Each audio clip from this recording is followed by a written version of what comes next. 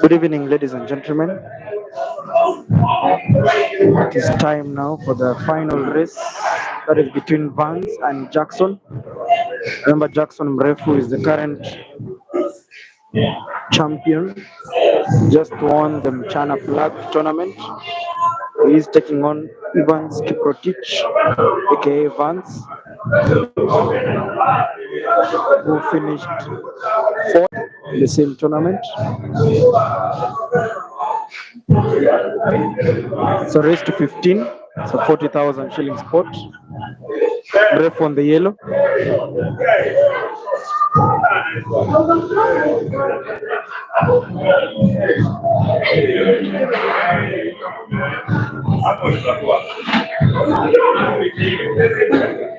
Remember, these two players have faced off before, and it has been a very interesting race. The two of them now are currently on top form.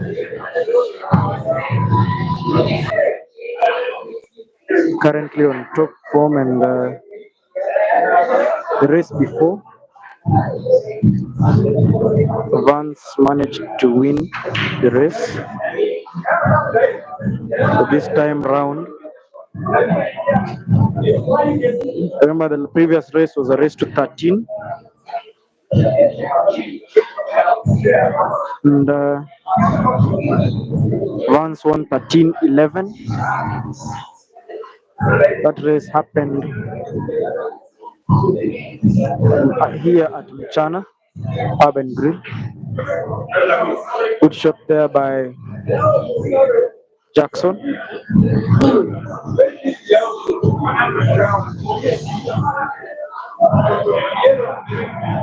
Jackson now on the black.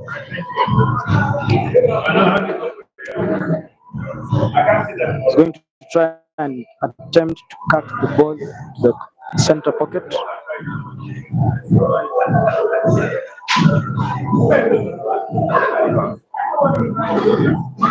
Good shooting there by Jackson. Takes the early lead, so the score now at 1-0.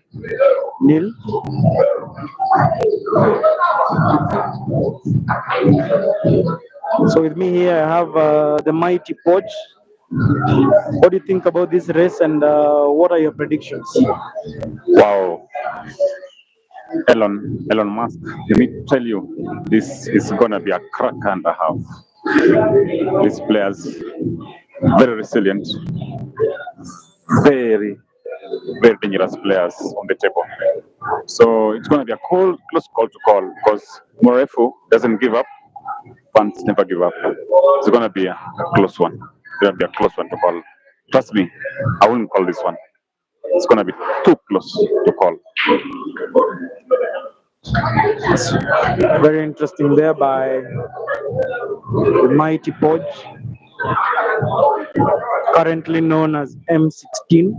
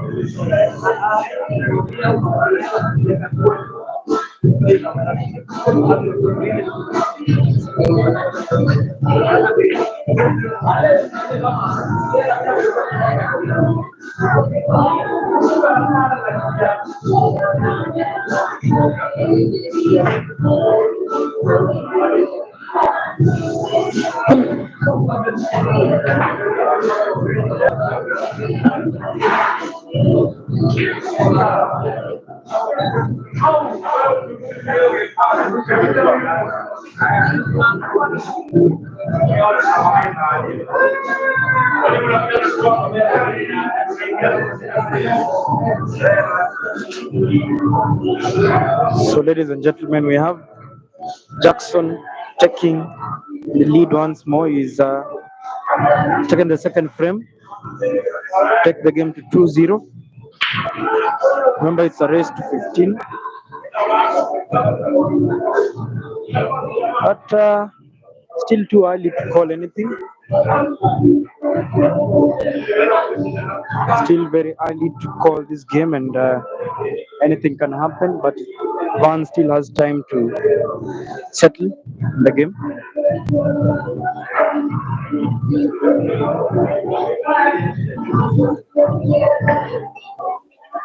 So far, it's been sort of a one chance game for Jackson, the two frames. It was a green apple in the second frame. Right now, we have Vance with a chance of clearing. So I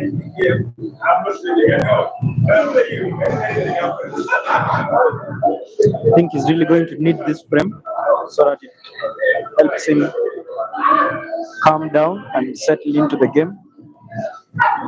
He has one problem ball, the yellow on the rail. That is the yellow in between the two reds. Let's see how he's going to go about it.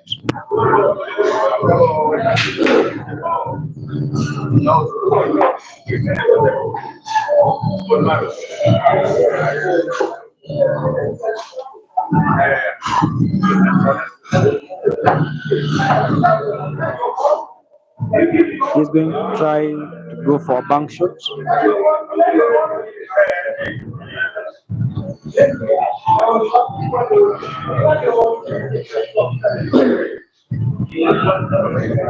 Fails to make the bank shot, giving Jackson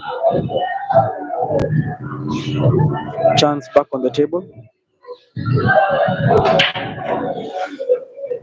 Ladies and gentlemen, certainly this is going to be a very interesting race.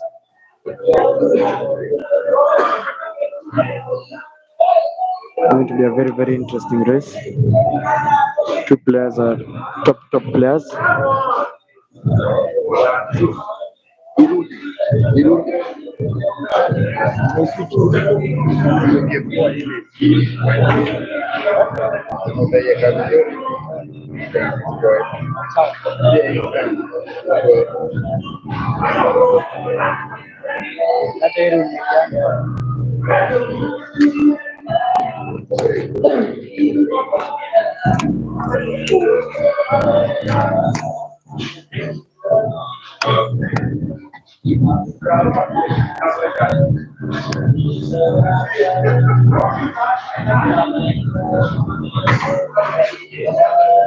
Vance back on the table.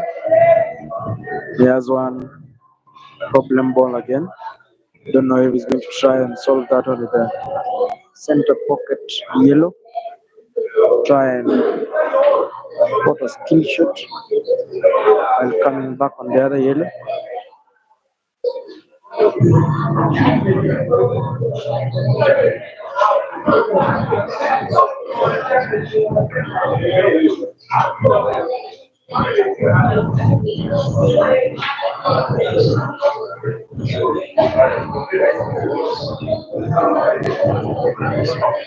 Remember, I told you the other time that Vance is a very, very resilient player. Remember when he had a match with BK, raised to 15, managed to fight back and take the lead at 14-13.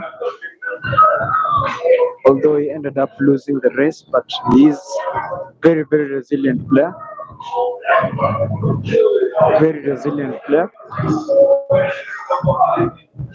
So things are still too early to call, but we know what to expect of both players. Top players, top shooters, and both very, very resilient players.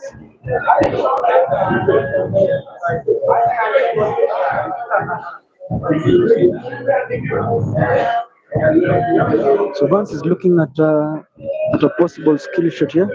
Don't know.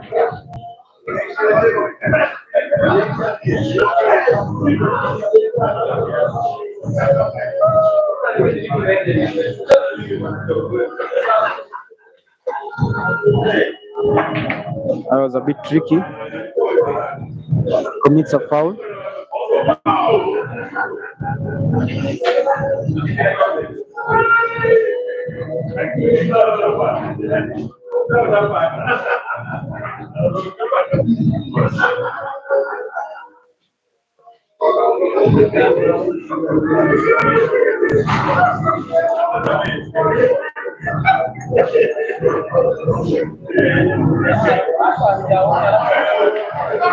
So stay tuned, ladies and gentlemen, as you enjoy the match.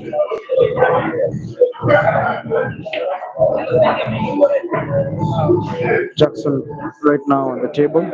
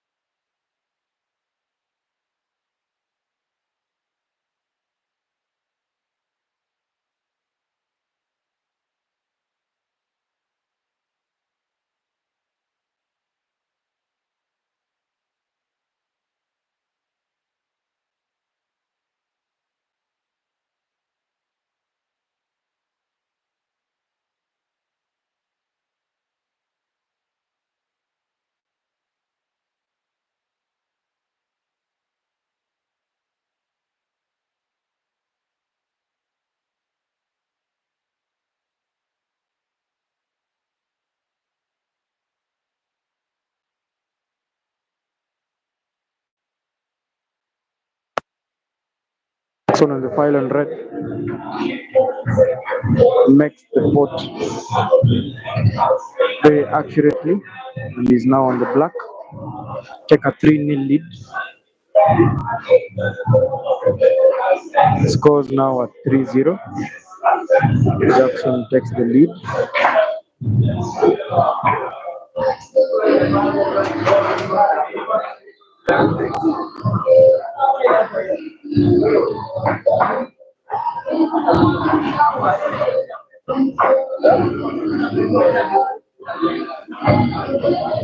Right now we have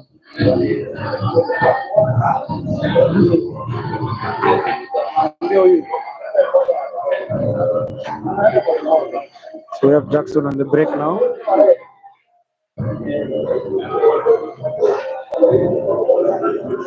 Remember guys, it's a race to 15. There's still a long way to go.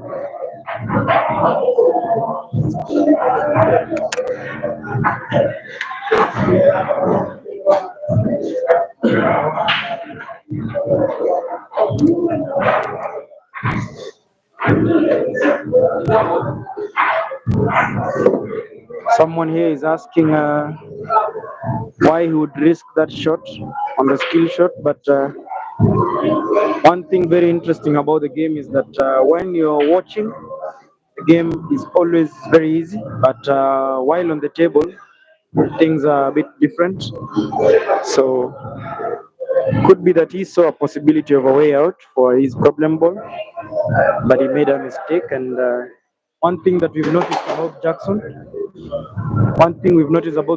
so far is that he capitalizes on Vance's mistake, and he doesn't give chances as frequently as Vance. So far,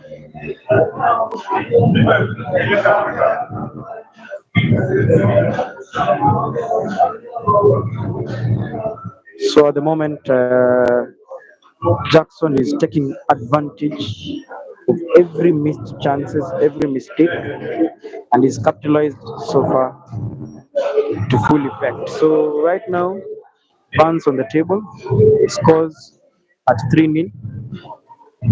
Let's see how this goes. I'm joined here by the mighty Poch. What did you think about this match so far? I already told you this is a very closely contested, will be most likely a closely contested match. But this is the reigning China champion,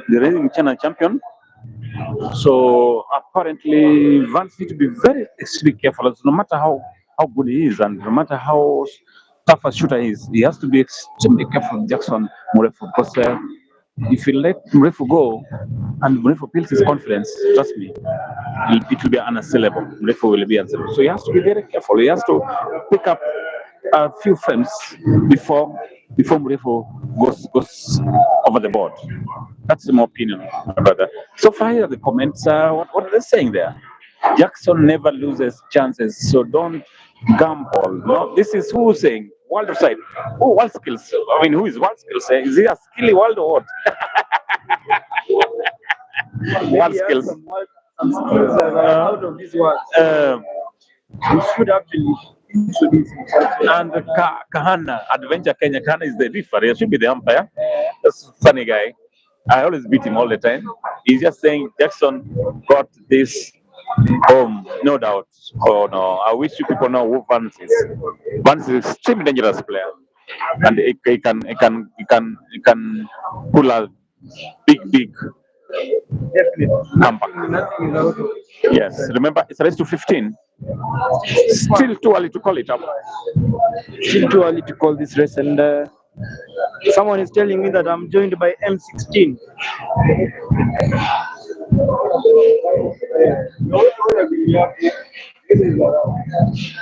So yes, the mighty Podge has been given a new nickname. He has embraced it so far. So far, I've not embraced it. Remember, I was just in the middle of so many issues, and apparently, I've talked to Dad. He's giving me a pill. I'm traveling tomorrow for some engagement up country, and probably I'll be back. Wednesday, Thursday, Friday, or Saturday, I'll be back. Trust me. I'll have to give a good account of myself because there's no way. It's impossible. If he's using, because the way we suspected he was using juju on me, and also maybe probably counter that because I'm a more never die hard.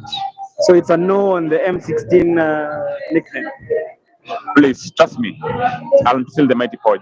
All right, all right, all right. Good stuff. So yeah, so many of you are saying that Jackson is dangerous. Jackson, yes, he is a very dangerous player, but also Vance is a top player. So this is going Victor Mugonko, that should be a kissy guy because he knows they also use witchcraft in their places.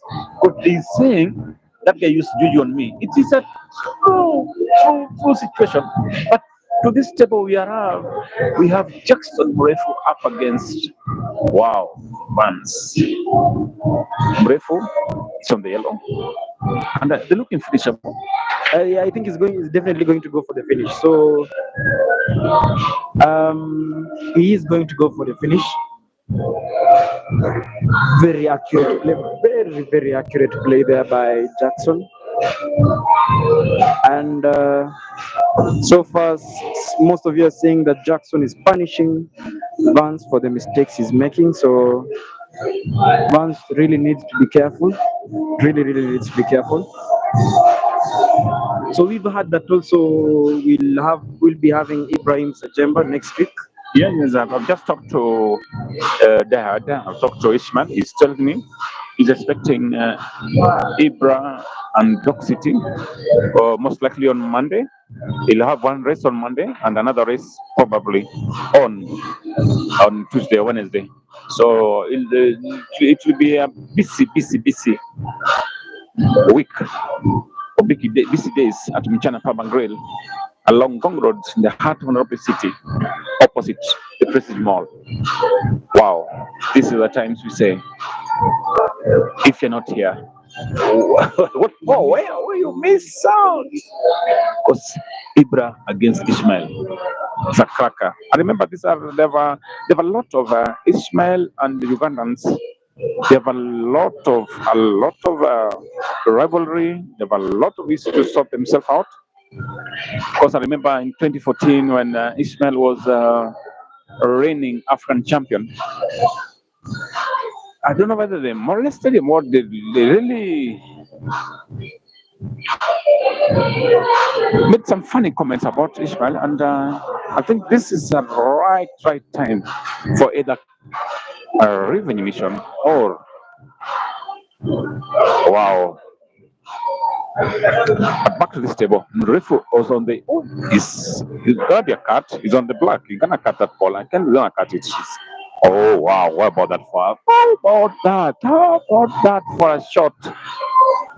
And the way he has placed the cue ball, it has made Vance very difficult. But if only Vance can pot one ball, if only Vance can pot one ball, trust me, he can still come back on this frame.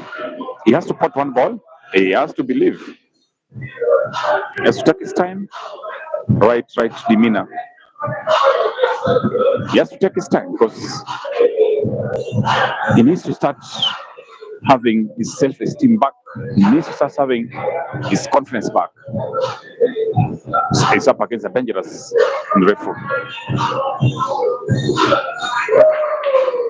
That's it. Ooh! That is it. What a shot. He needed it. So this one, I think, Elon Musk, this is finishable. This is just but a formality actually, because we know the kind of player Vance is. We don't really expect any mistake from here, and this is what he actually needed. This is the confidence booster that he needed to settle down into the game. Now, on from here, I don't expect to see any mistakes, any silly mistakes from Vance. I expect clearance after clearance from both players. Now, ladies and gentlemen, we have a game on our hands. He has to put it. He has to put the right ball. It's very important for him. We knew it. That's a young dangerous pool player, Vance from China Pool Club. Yeah, he had to do it. He had to do it. Now back to the comments. Wow. Alske says this guy is on fire. It must be meaning Mrefu. And apparently Francis Kenywa says it's not over until over. It's true, that is it. World skills. How much fought between Ishmael and Ibra? We are yet to confirm, but it will not be less than 200,000. I think it will be 200,000 Kenya shillings. The Ugandans, they're putting in big money. They have by the way, they have a bone to pick. They have issues with Ishmael, the Ugandans contingent of players. They have issues with Ishmael. I just talked to Ishmael, he's just telling me he's really waiting for these Ugandans. He really wants to prove a point. And this rivalry dates back to 2013, 2014, when Ishmael was the reigning African champion. So expect fireworks when the Ugandans, Dog City confirmed, Ibra Sijamba confirmed, and probably maybe another one or two. But those are the two people confirmed. They're coming in by Monday. They will be in the house, ready for the challenge against Ishmael from South Africa.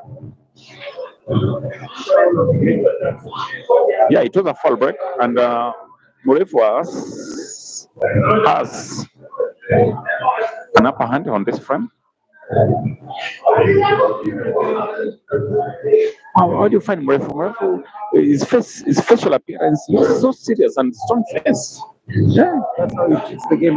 Yes, even the way looking at the balls, he might think he wants to eat the balls. It's very mean. But you see, that's another thing about Mrefu. All that everyone is talking about is he doesn't give chances, he doesn't make mistakes. Now we saw Vance making a foul break, committing a foul on the break, and now Vance is in danger of a reverse dish. Mrefu seems to be going for the game. Oh, yeah. Sorry for that. But Elon Musk, don't you think this? No. Is it open? Is the frame open? Is it open? Yeah. Actually, Vance is playing on the Reds, and a finish isn't impossible. A finish is very, very possible. He could go for the clearance, but might also decide to go for a safety play. Remember, the frame isn't open. He decides to. No, that's a blunder. That's a big blunder. Why? But let's wait and see. Let's wait and see, because we're talking about safety. Do you think we'll afford it? Going for safety? No. I think he should have tried to secure first the pocket, maybe. Wow. This one, apparently, it looks finishable from Mrefu. I was trying to say, the facial appearance of Mrefu, you think he intimidates his opponent or something? Because he has a big, massive appearance and very mean. When you come a sura ya kazi. I think what intimidates opponents when Mrefu plays is that the fact that so many people know that he doesn't give chances. When Mrefu comes to play, really comes to play. In other words, he's a mean player. Yes. Mean on the table. Yes. And also mean, I think, outside the table, because he's not bought me a drink. I haven't seen a single smile on him. Yeah, he never smiles at the same time. He never buy drinks. But outside the table, he's a very friendly person, very friendly. But does he buy a drink or two? I've not seen that so far, but I'm yet to see it today, actually. If in case he wins or loses, he might decide to buy a few drinks here and there. All right, but exactly. So Elon Musk, as you said, these yellows are finishable. Yeah, these yellows are finishable, and as you can see, he is not going to try and go for any safety shot. He's going to go for the kill here, because the black goes to the corner pocket of the red ball, and I think he's definitely seen that. Very nice shot there. He's tried to slow down the white. He's tried to kill the pace of the white there, but could decide to go for a cut shot to the center pocket. That will be a very easy track. Or maybe yet decide to go to the corner pocket, which I think not. I think he's trying to go for a cut shot, to the center pocket. Sorry, impressive. But now might have snookered himself there, or possibly left himself there.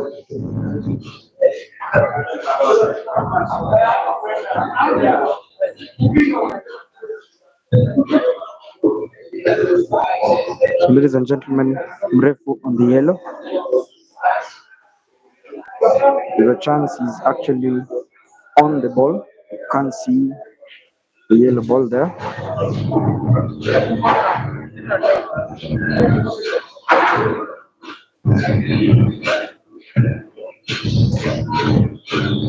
Brilliant shot there by Mrefu. Excellent shot there by Mrefu. And now he is on the black. Black is going either alone or off the red. Very nice shot there by Mrefu. Takes the lead now to 4-1.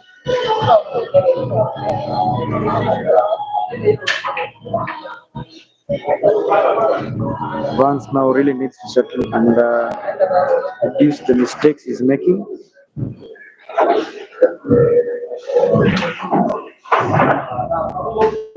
He should reduce the mistakes he's making because we've seen that so far Jackson is taking advantage of the errors, the small errors that Vance is making on the table.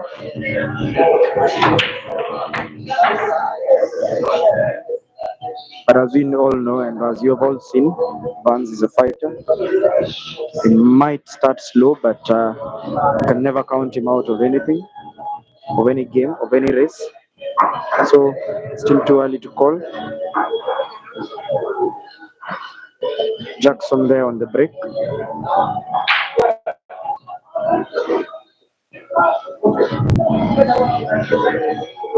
Dry break there by Jackson. Chance now for Vance back on the table.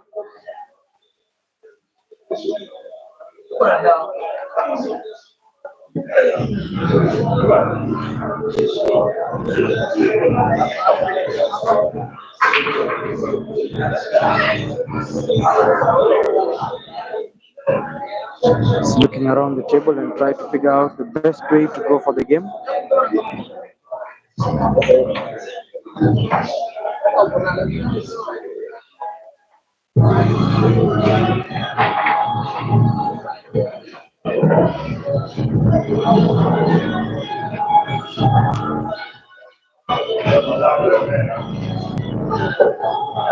So we have Vance on the reds, and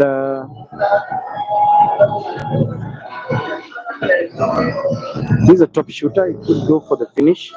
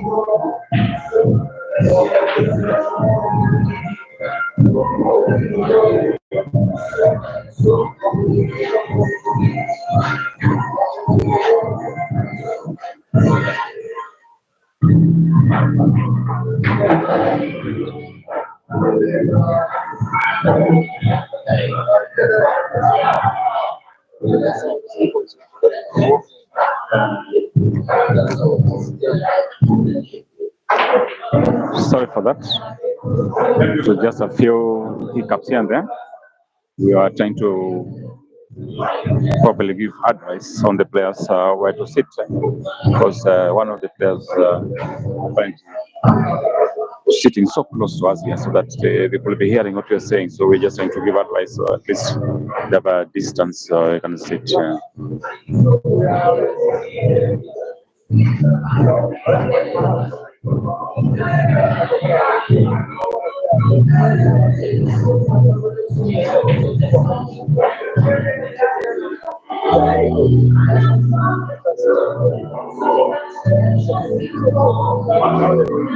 A little bit of some tension on the race, but I think it's coming down, so there's really no big deal.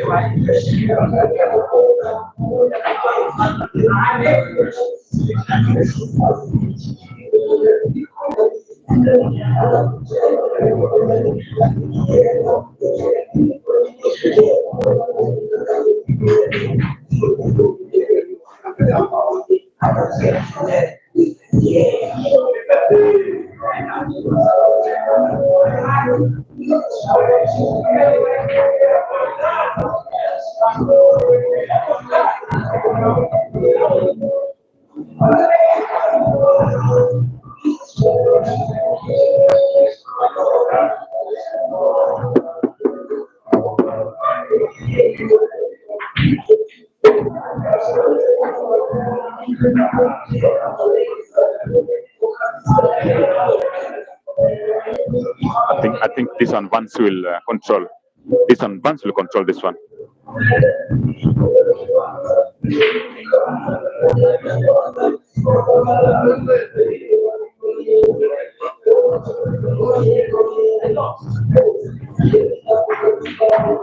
Yes, that's a wonderful shot. That's a wonderful shot from Vance.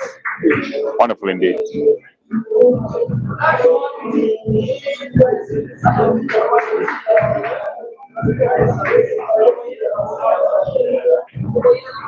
Vance 2, Mrefu, Jackson 4.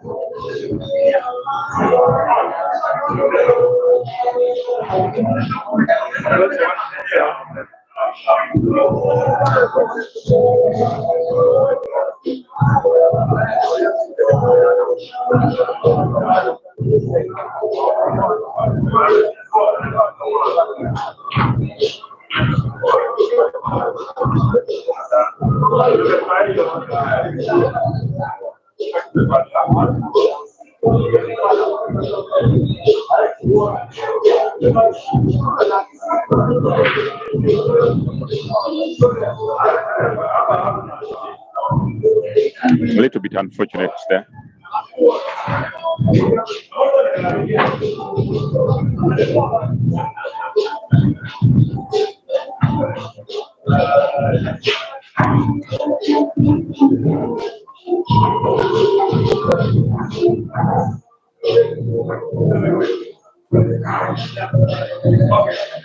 So yeah, Vance reduces the lead by a frame. The score now is 4-2. Remember, it's a race to 15.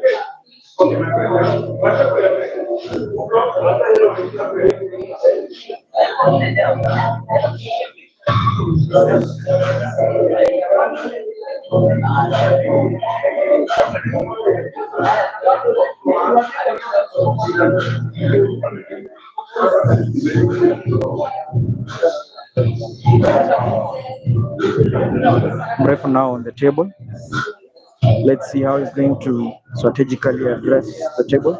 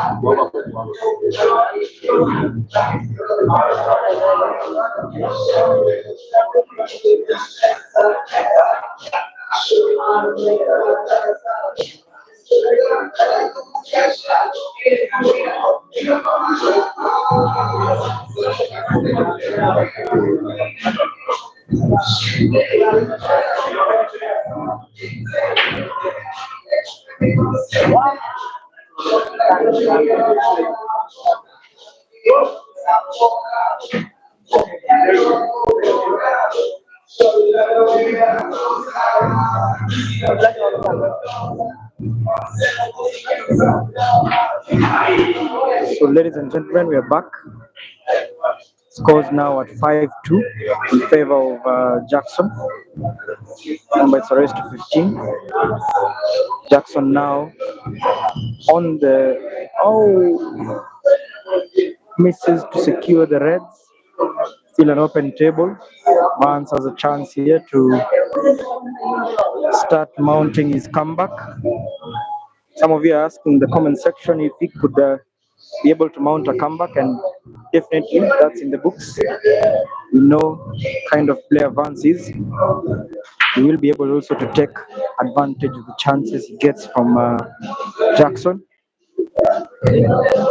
Top shooters there.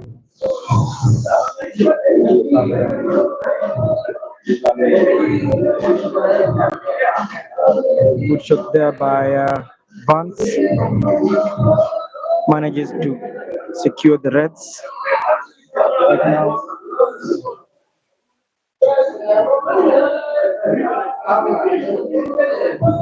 Right now, Vance on the Reds.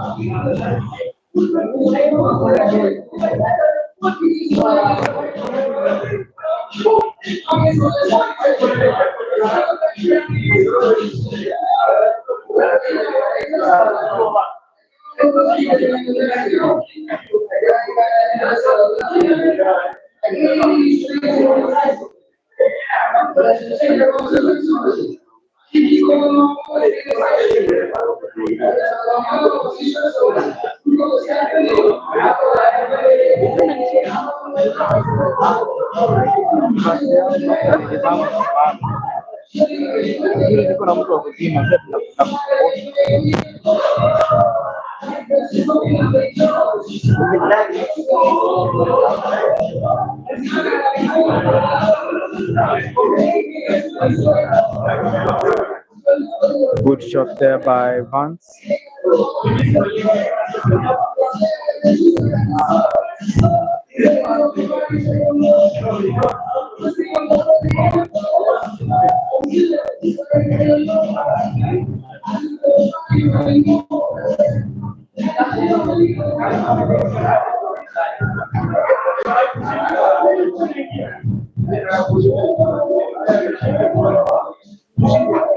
Nice wide control there by Vance.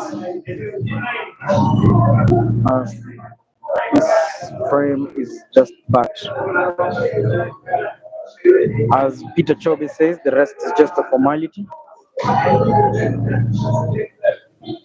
Score is definitely going to be 5-3, and we will have Vance on the break.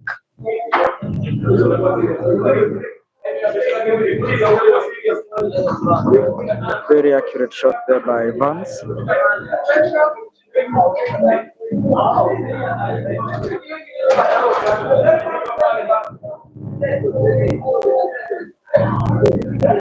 So we have Vance on the break. Frame number 9. Still far away. But it's a rest 15.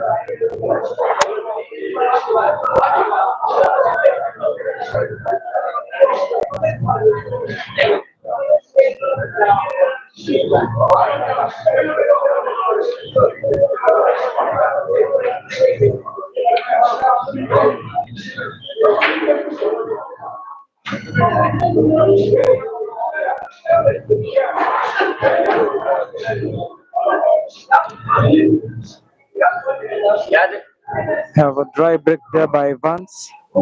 Jackson back on the table.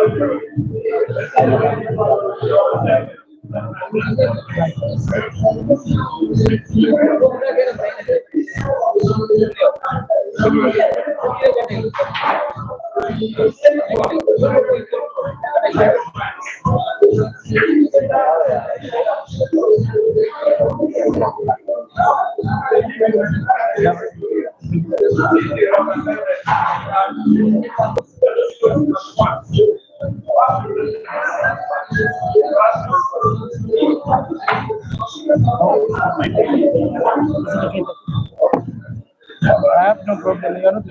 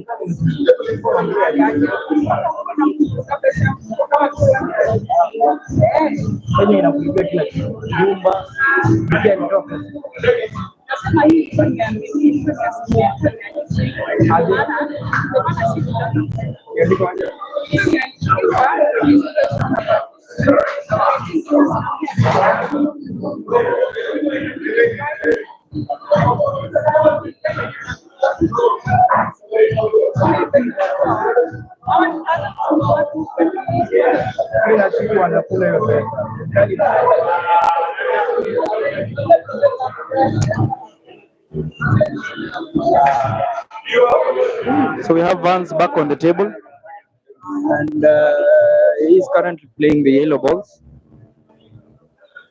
He's on the yellow.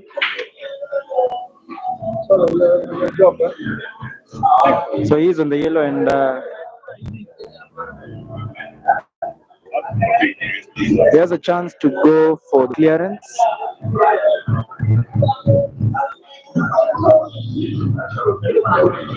Clearance looks possible with one problem ball that could use the middle ball to the center pocket while trying to get the other yellow ball in play.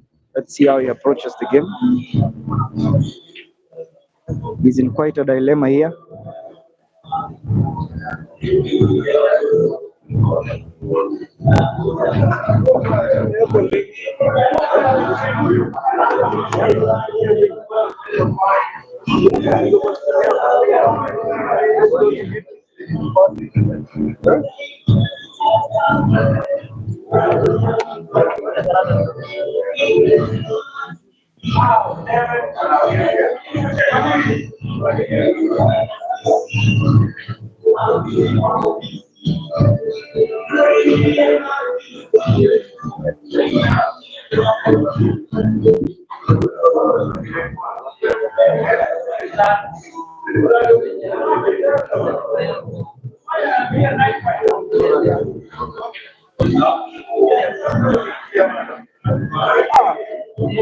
Now I know.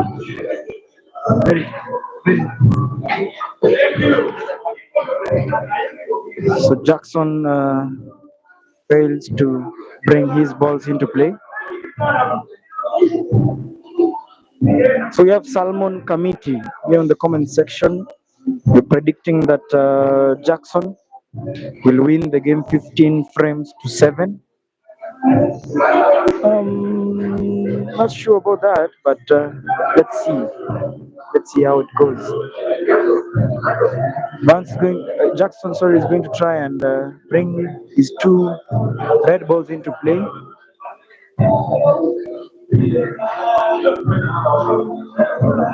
I don't think he wanted that red to go in, but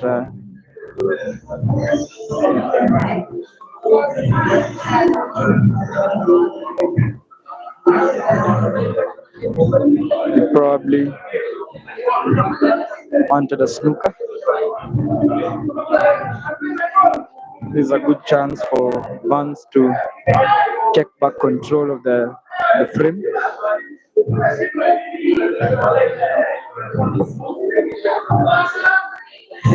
We have Regan Omondi. You're saying you're watching from Komeko the Sharks. That's in Kisumu. It's good to have you, Regan. Maurice Oguto, you're saying Vance will win 15 frames to 11. Also, Teddy, you're saying Vance is going to take it 15-11. Let's see how your prediction goes. But I think Vance is somehow regained some control on this frame.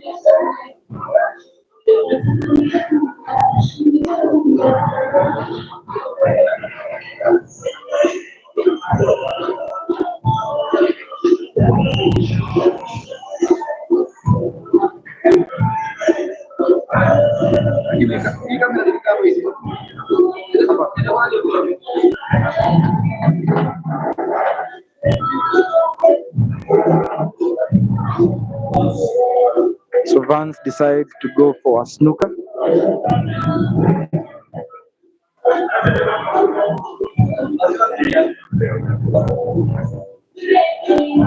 Very clever there from Vance.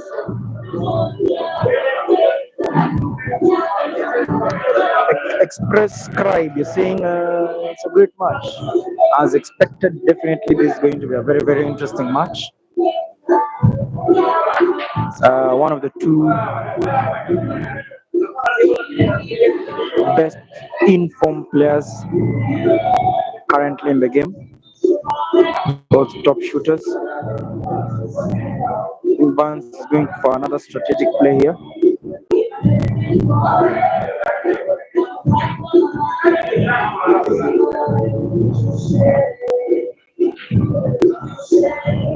Unfortunately, Vance makes another mistake.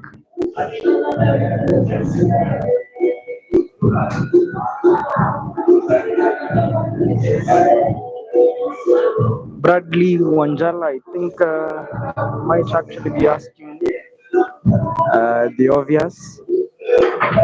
So we are not going to discuss that for now, but Vance makes a mistake.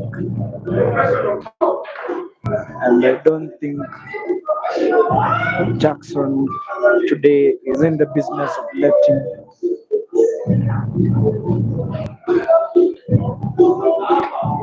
Vance go out of his mistakes.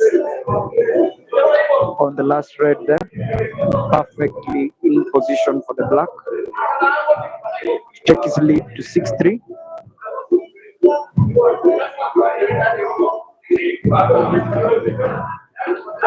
Good shot there by Jackson.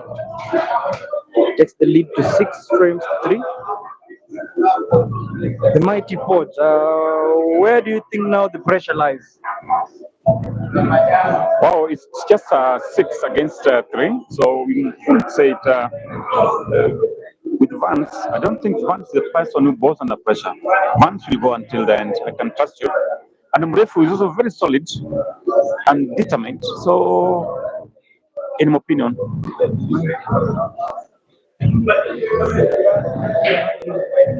yes, I think no, not really mind games. I think he's just an experienced player who knows how to eat somebody's head, and I think he's just trying to eat Van's head. But Van is determined, very bold, and he's a go-getter.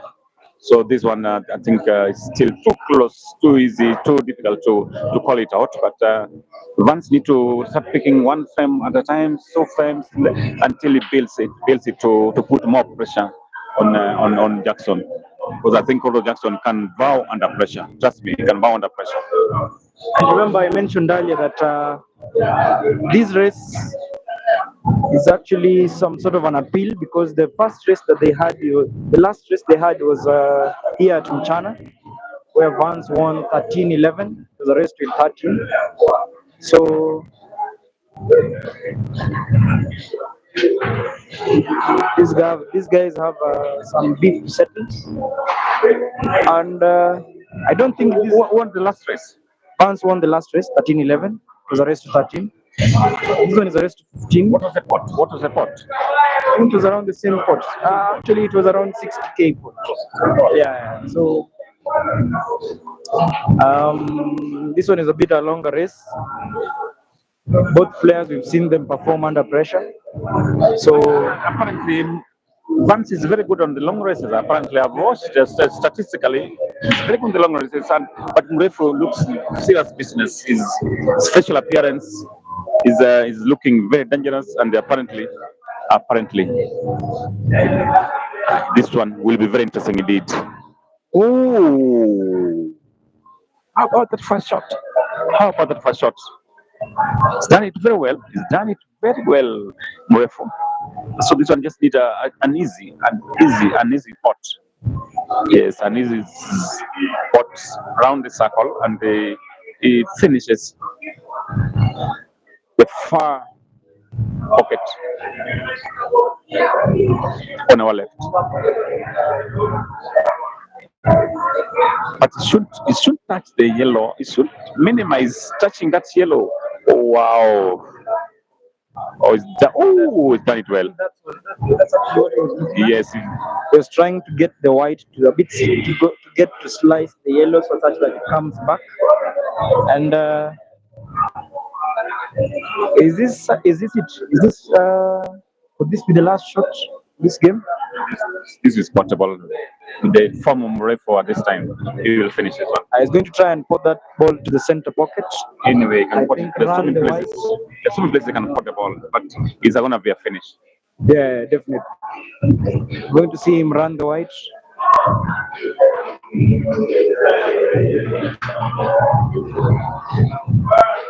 Brilliant shot there by Jackson. Perfect position for there for the black. Manages to run the white and get very good position on the black. I think we could call this frame.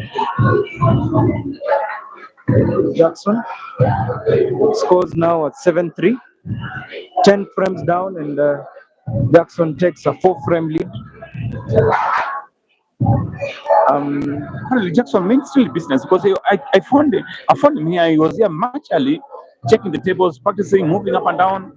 And I think he's really focused on this game. But trust me, if there's one person to give him a run for his money, it is Vance. Yeah, we believe Vance has some fight in him, and so this game is still very early to call. It's too early to call. Vance there just making sure that the racking of the balls is to his specifications. Now we have Vance on the break. Let's see how he manages to respond to that.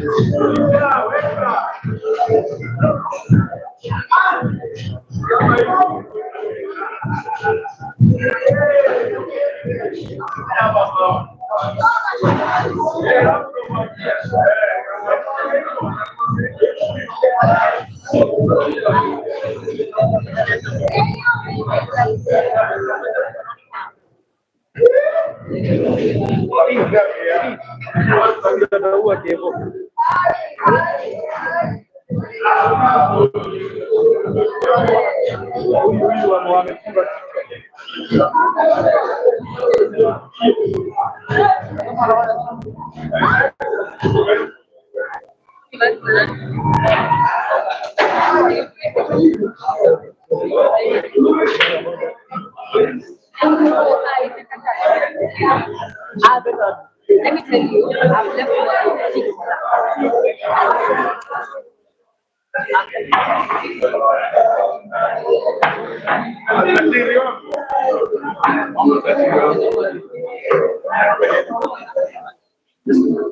Wow, ladies and gentlemen, wow, we are just joined there.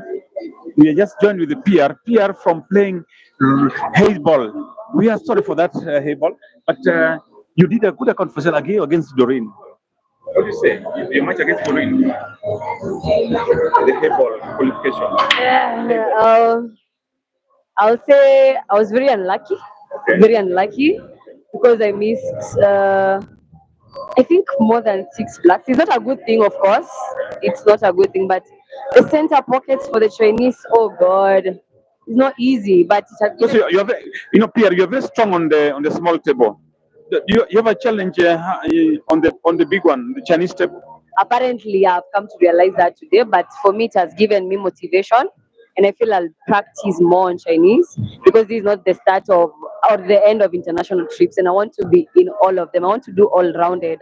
I want to be good on 8 ball. I want to be good at Chinese, 10 ball, and 9 ball if possible. So yeah, it's work in progress. I thank God for the opportunity. Doreen was a worthy opponent. Oh Lord, Doreen was on point. She was doing, she deserves it. She was doing the most. I mean, she was not missing a shot most of the scenarios. I mean, it's something that she loves and she has consecutively practiced. I think you are so far so good, but apparently I also like your attires. you called crib. What's the name of that business of yours? Q cream. Yeah, thank you. Do you have what other new stuff do you have? Because I bought a glass from you. I bought other things. I bought a hat. What other stuff coming up next? I mean, on the crib. Let me say it will be a surprise. So get ready, be on standby. All right. Yeah. Thank you. That was Pia, the top Kenyan lady player, the diver, and apparently we appreciate her so much. So, Elon, back to the table. What do you say?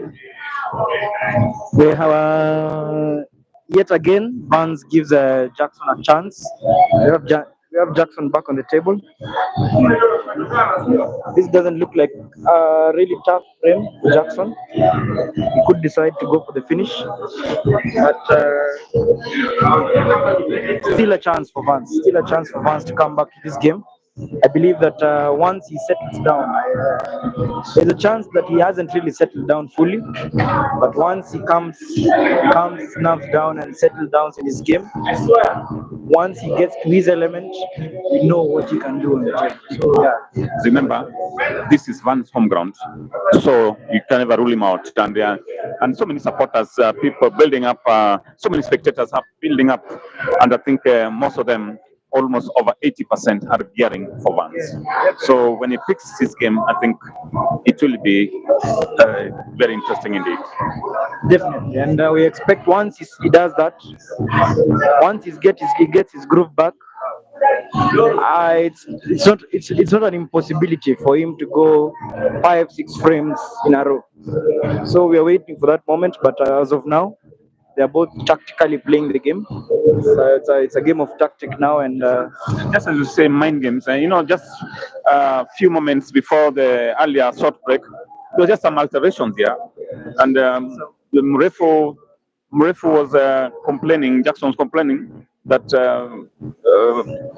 Mose, one of Van's teammates, was actually giving Vance a tip or two. So Mose was really, Jackson Mrefu was infuriated in that. and as I was saying, there's some mind games being played, and this is not the first time I'm seeing that.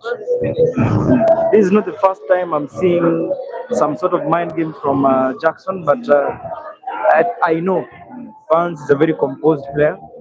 It doesn't give into emotion, doesn't get angry. And once he gets his groove back, as I said, he could win 7-6 frames in a row. That's very easy for him. Wow, this is it. Mrefu Jackson against Vance.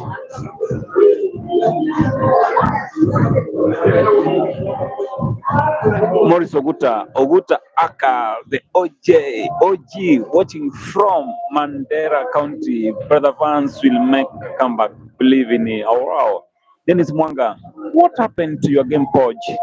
Oh, this is the mighty Podge here. Sorry, that's a direct question, but Mwanga, I'll be back.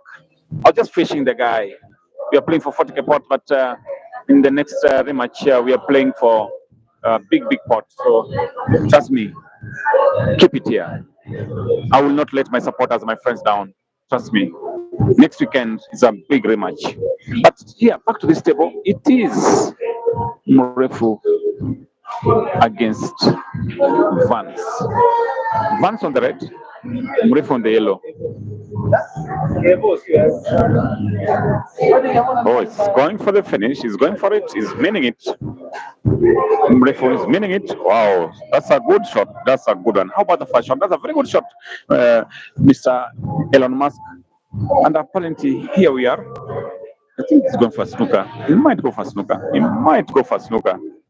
Yeah, it was expected. It's quite mean type of guy. He's really going for the wins. So it's an easy snooker to get out of, but we expect more and more tactical games by these two players.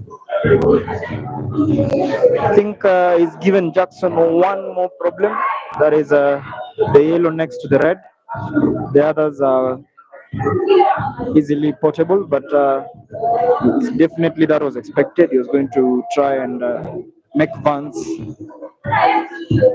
play his red, release his yellow, and now Jackson could decide to go for the finish because all balls right now are playable, all are in play. Jackson could easily decide to go for a combination, or rather an off ball on the other yellow. And now the game is opened up for Vance. Vance is definitely now going to go for the finish.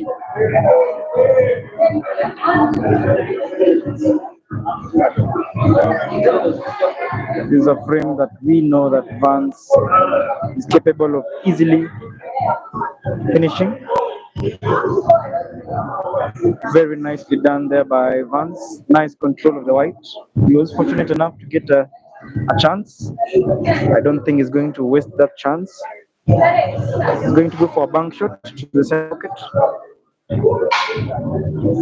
bank shot that we know Vance easily makes that any day. Therefore, it's just but a formality. Good shot there by Vance. Scores now at 7-4. Remember, at some point, Jackson regained control of the frame. Then one mistake there, and it was game down. So right now we're going to be having Jackson on the break. Let's see how he does on his break.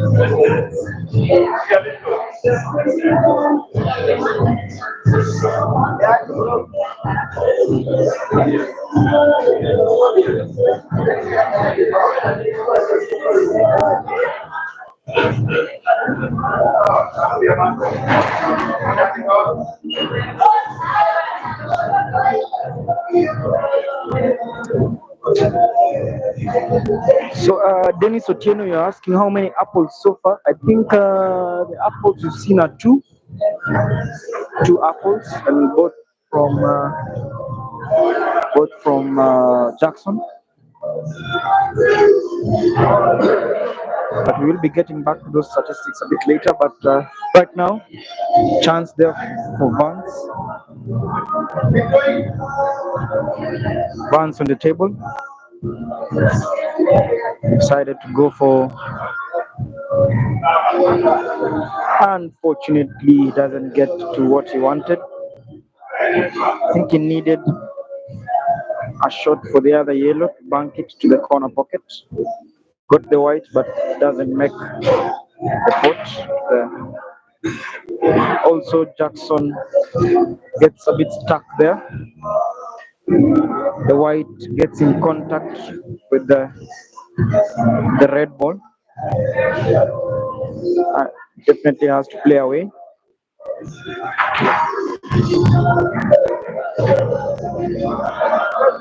Needs to be confirmed that it's a touch ball, so Vance will get to confirm that. So it is a touch ball. So any movement of that ball is a foul. Good shot there by Jackson. But now we have Vance back on the table. Probably we'll try and get control of the frame.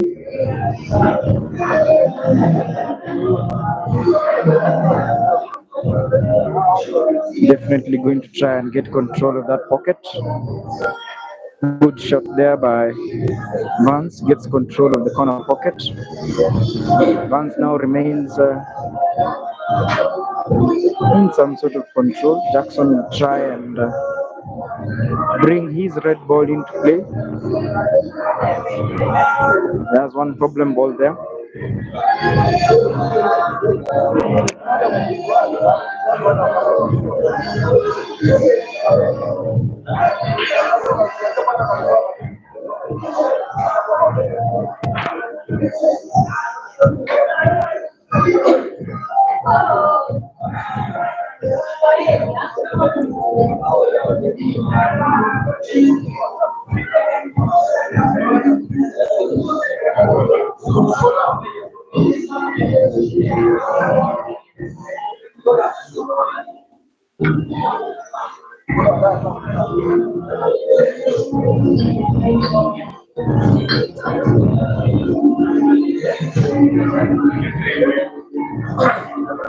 Just as we anticipated, the game will be interesting. The race will be very interesting indeed. And here we are. It is billing today our expectations. Wow, is he going for a skill shot or what? Yeah, the skill shot is possible. I think he will attempt a skill shot there. And if he does it, trust me, he'll take the frame home. This boy called Mrefu Anka Jackson. Yes, that was it. I said it. If you took it, if he took it, certainly, he will carry the frame home.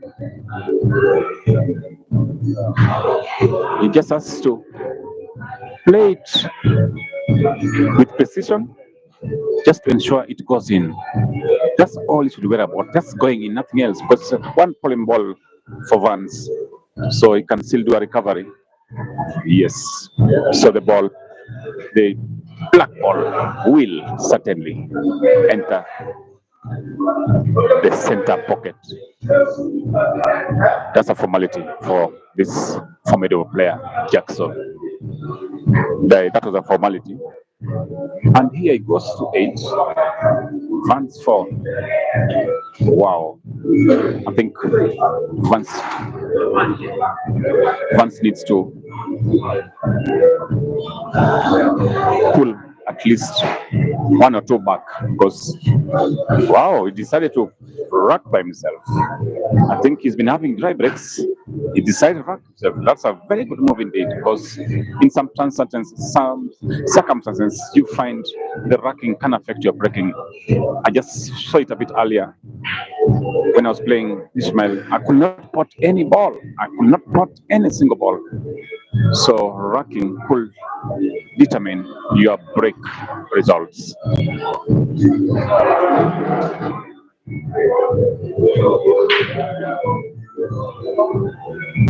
Oh no.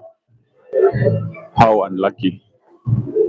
How demoralizing can that be? You change the racking framework, and here you are. You break, and it's dry. Trust me, he must be disappointed with himself. Indeed, Vance must be disappointed. He gives Mrefu a chance to move on with his game. But ladies and gentlemen, this is a very important announcement. Tomorrow we have big usual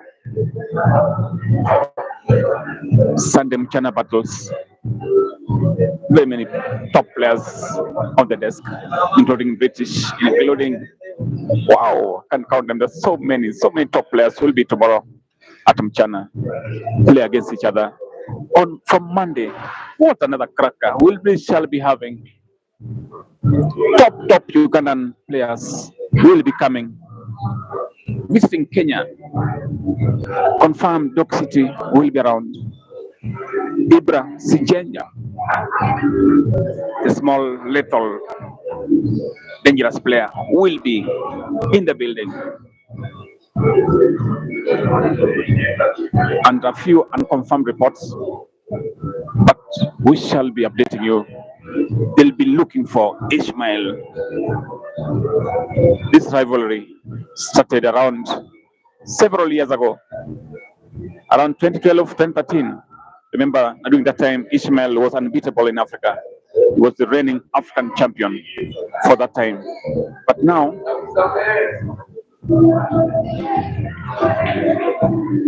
Ishmael is in Kenya, is in China, not Uganda soil. He'll be up against those formidable Ugandan top players. We also maybe probably Kasuzi could come in, but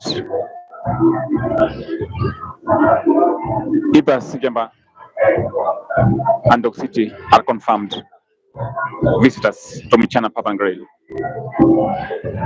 It has been a week after week of top play, top quality pool at Michana Papangray, and we've actually really enjoyed it.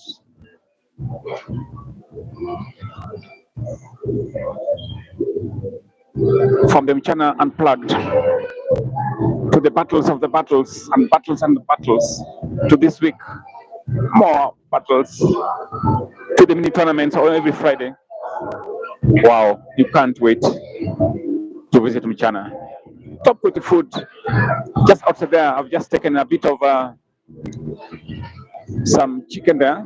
I've taken some, there's a samosa there. Taken sausages. I'm telling you, just outside the snacks section. And the kitchen is hot. The kitchen is hot. Very lovely food, very nice food here we are having. People can see people have ordered food. My friend here just ordered some boiled beef and chapati. He is really enjoying it. Oh, but it's put a lot of pepper, a lot of pili, but it looks more of a kissy guy. So kisses are pili the one. But back to this table. This is possible for Vance. It is extremely possible on with the red balls. That was a probably problem ball for him, but is if he pots it, all the others will be exposed. Oh, it is still possible, but he just overplayed a little bit, but it is still possible. I don't think he meant to overplay it that way, but sometimes these things happen in the game of pool. It is potable, it is finishable. Trust me.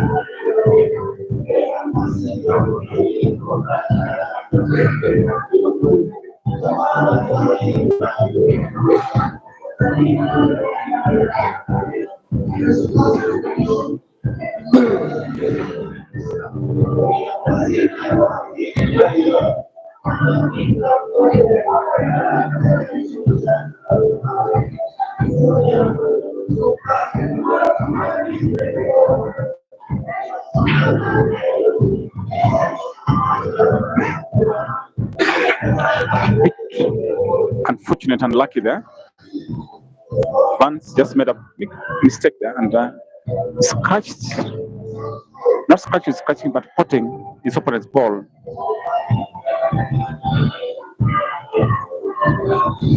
So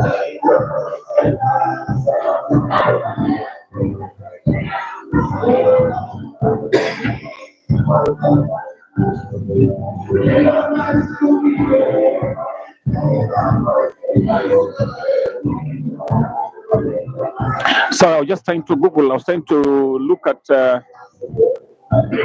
matches for tomorrow, the battles for tomorrow, Sunday at Mchana. I'll get in a few. Probably Karuchi will update us on the matches, the battles tomorrow. Because there are at least three battles.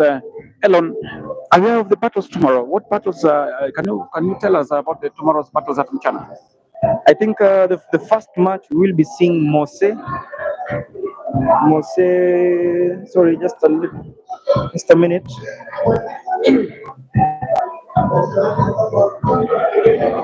Tomorrow we have interesting matches. We also have Edwin Kikwai taking on British.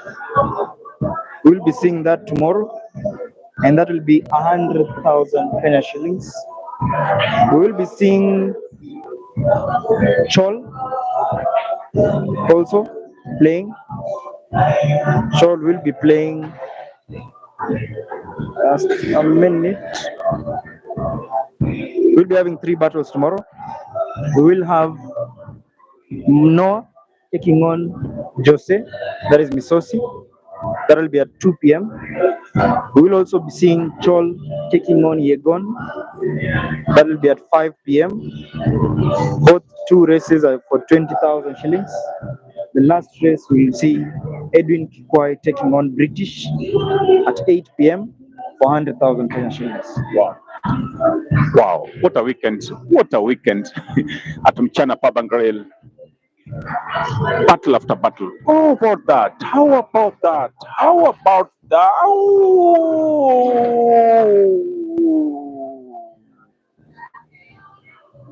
Wow. Almost. That was almost a short and a half. Sometimes you just have to believe. If you just look at, sometimes you just have to believe and put your best foot forward, and he did that exactly once. So just, but on this one, I think Mrefu will finish this one. Mrefu will be finish this one. He'll finish. Yeah, no, he'll finish this one. Trust me, he'll finish. He'll finish this one. He'll finish this one. Trust me, I think so. It's looking. Yeah. I saw it happening. It was finishable. I saw it. He will finish this one with the quality and the formidability of his game at the moment. That was an easy qualifying because he will have certainly finished that one.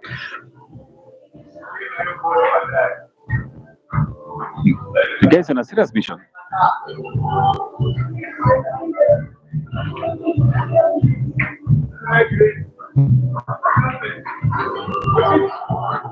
That was finishable with this quality at the moment.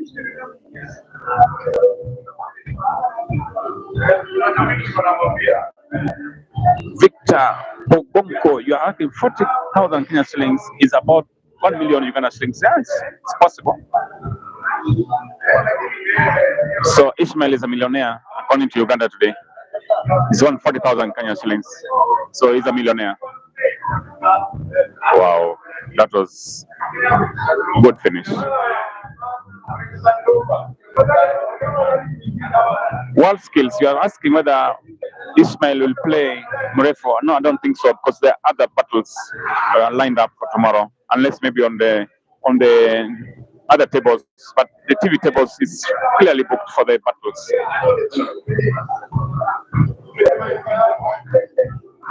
Moses Wanjala, you're just wondering, woo! Yes, you are seeing top quality. I think Kenya's game has gone off and has come of age, where the shots the players are playing,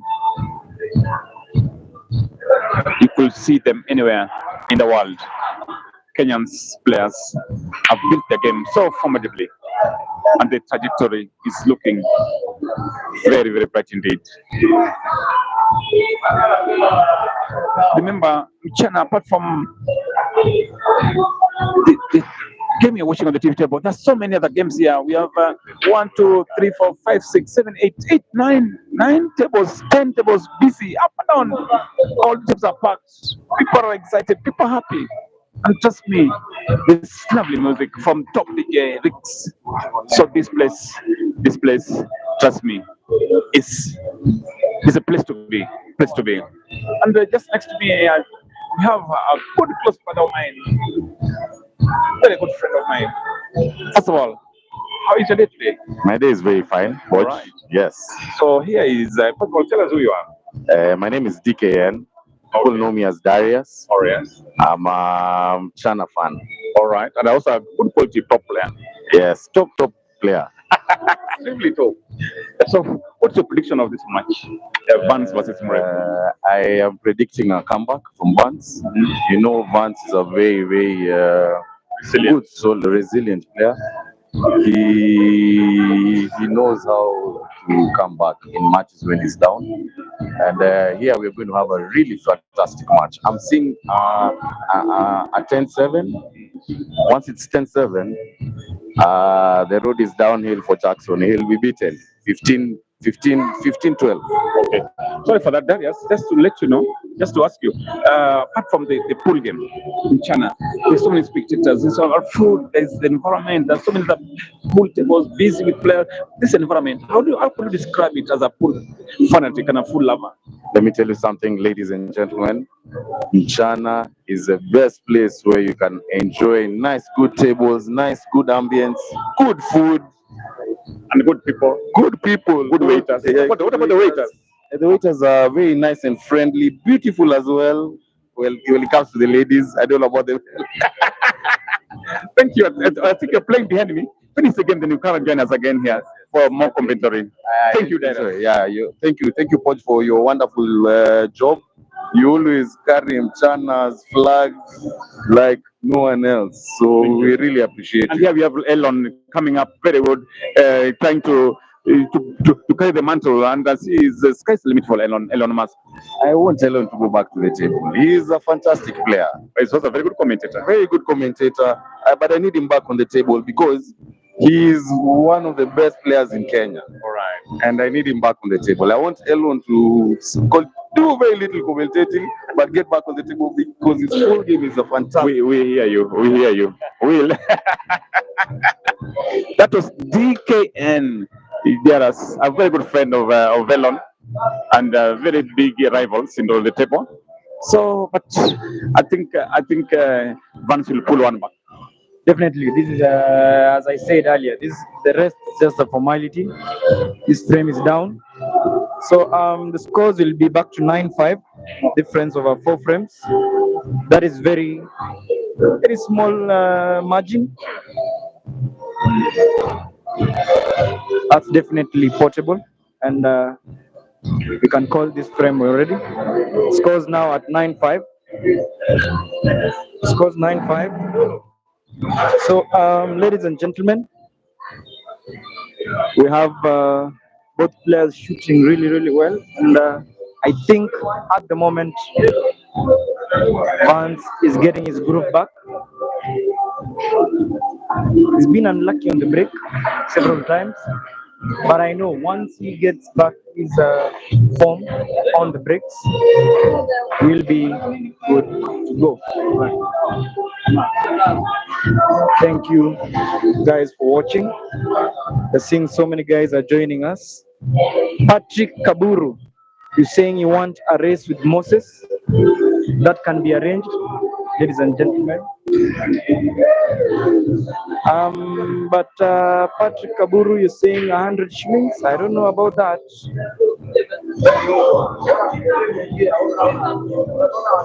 I don't know about that.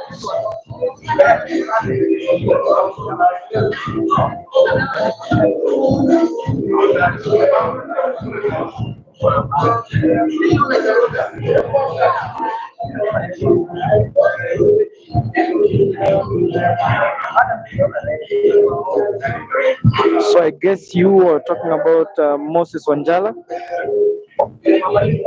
or which Moses are you talking about, Patrick Kaburu? let us know which Moses you're talking about and the pot actually. So if it's 100 shillings, then you'll have to make an arrangement with the Moses. But if it is 100,000 shillings, you can get us involved. And ladies and gentlemen, we will bring you that game. But as for now, our focus is on the table. We have Mrefu right now on the table. Vance made a foul on the break. And as I said, he's been unlucky, very unlucky on the break. He needs to change that a bit, get his game going. Mrefu definitely is looking at a clearance on the yellows. Let's see how he handles that.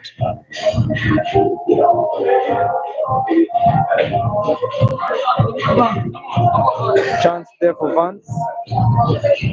Chance there for Vance.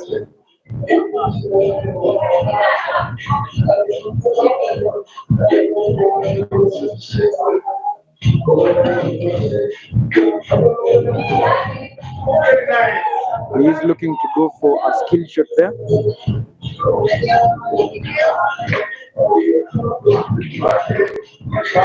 Good skill shot there by Vance.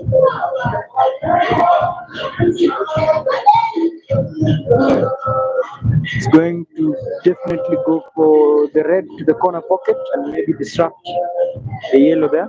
Going to go off the yellow. Moses Wanjala, you're saying you're in Kitale. You need Patrick to liaise with your management for you to make your way to Mchana next week and play on Saturday. Good arrangement there. So guys, make that happen. Then definitely you will have to get in touch with our captain. That is Captain Collins Tue. Get your details there for him to make that arrangement as well. As you may have noticed, this is a very good place to be to all shooters across the country. This is definitely the place to be. Patrick, you're saying in Nakuru, you want the meet to be at space. So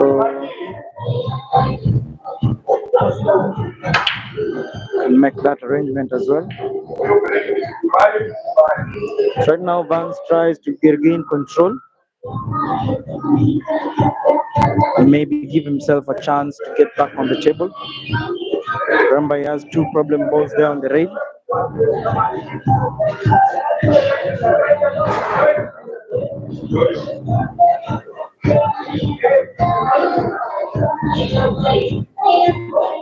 Jackson definitely is on form.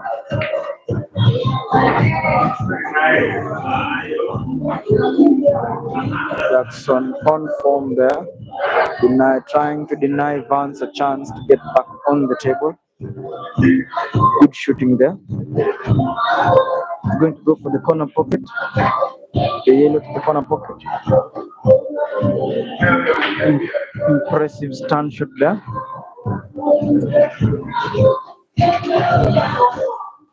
Impressive stand shot there by Jackson. Going to try and run the white. Here is himself a chance for either a bank shot or a cut shot to the middle pocket. Wonderful there. Wonderful shot.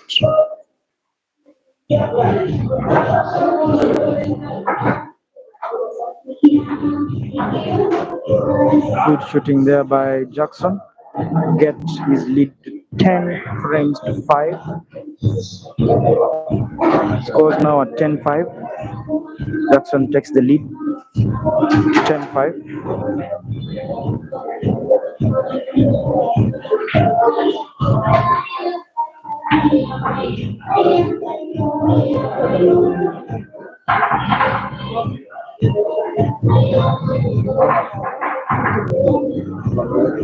So we have now Jackson on the break, ladies and gentlemen.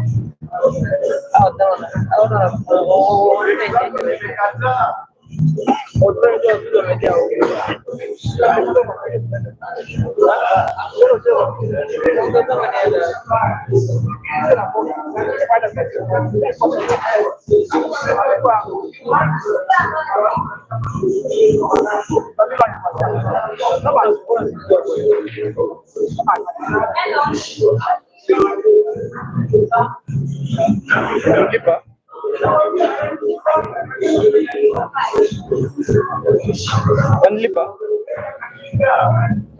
security hapa.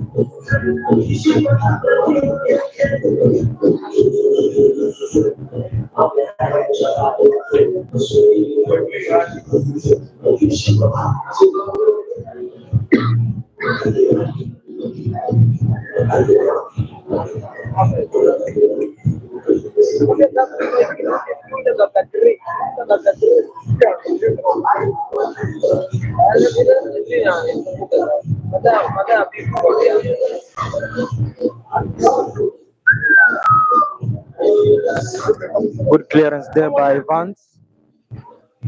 Now the score is at 10-6. Ladies and gentlemen, This is getting interesting. We're still nowhere near the finish, but the game is getting interesting.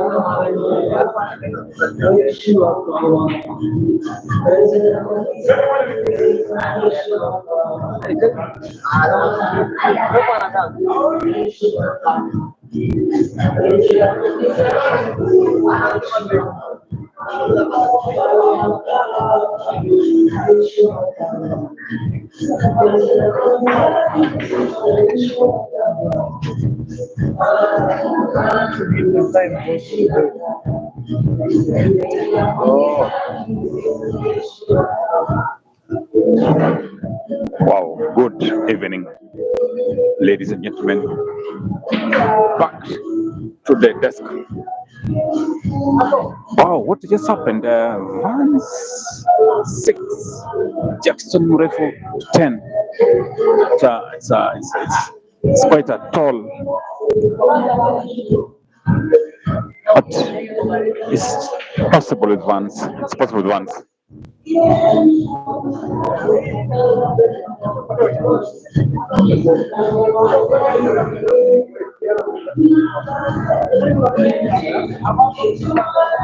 Nice. Vance must make sure this frame is a must for him. It's a must for him because we are raised to 15. He shouldn't let Mrefu tilt towards the finishing line. He has to control him now. He has to control him now. Otherwise, he'll have a tall order in the end.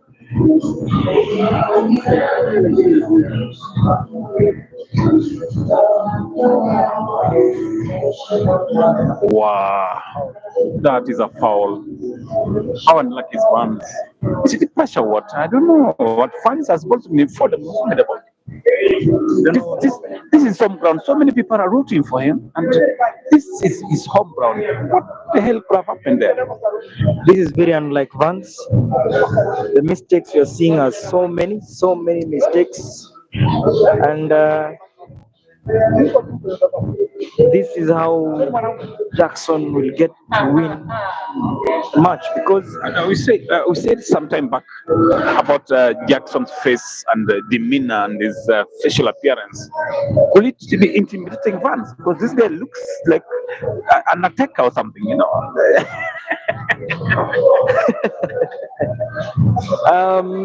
could be that, but I can't explain what's happening with Vance. He's making mistakes that are literally unlike him, and like that shot surely missing an entire ball that he could see.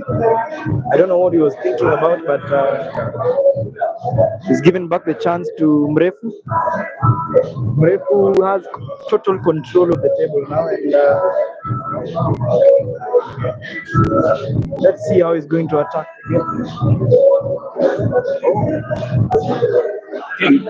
I think this is the type of shots Vance likes. I think Vance, I've seen him. He has played his ball. Trust me, Vance can pull a surprise on this one. He's a shoot and a half. And remember, Vance is one of the China pool players.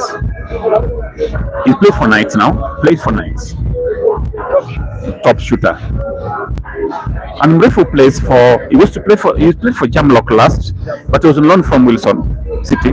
He was loaned from Wilson City, so he's still a member of Wilson City. Jackson Mrefu. Oh, look at that! Look at that! Look at that! Look at that! That's the type of shot I was saying. We are thinking, we are hypothesizing Vance to do, and Vance is good on those ones. And remember, you saw it was almost, and you see, apparently Black was straight, Sato. Black was on a straight shot, but unlucky. I think in races like this, it's sometimes a bit of luck and a bit of skill and a mental, maybe 60% mental. Play game is 60% mental, and the 40% is diversified and through skill and other factors and a bit of luck. But here we are. Jackson Mrefu has a chance to make it 11. And remember, Jackson Mrefu is the reigning Mchana Unplugged champion. Not Mchana Open, not Mchana Mid here, but Mchana Unplugged. Remember, Mchana Open is a different thing. The Grand Mchana Open is the international version, local version. So who's the current Suja champion? Is it the young boy from Kitale? Who's the current Suja of Kenya? Oh, Van Lotto. Vance Lotto is the Suja Kenya reigning champion, and apparently Mrefu is an unplugged champion, reigning champion. Ghana.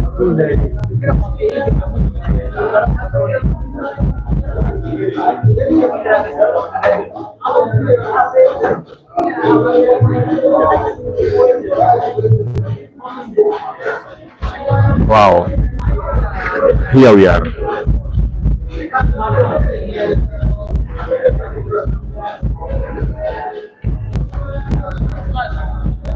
I think Mrefu will pull this one back, and he will put Vance under more pressure.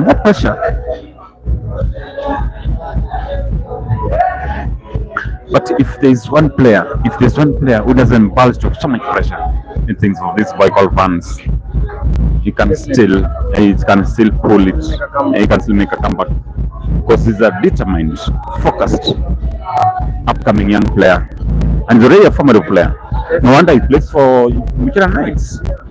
Mchana Knights is a premier. The premier is the reigning unplugged team defending champion. So Mrefu will be 11, Vance will be 6.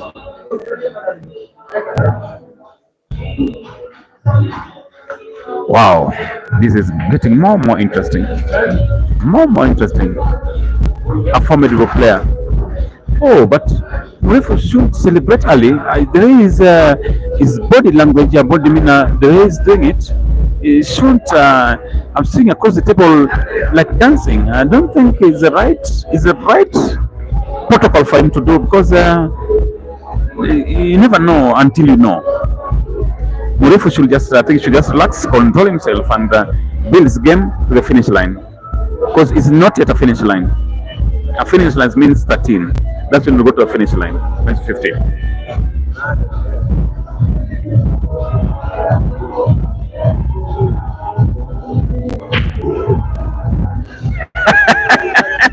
Who's that Paul guy? Paul wants to race to 35 plus 7 hits. how much? 1 million. Which 1 million is it? Uganda million shillings or Kenyan million? No Kenyan shillings. Let it deposit with City. I'm ready. I never feel ready.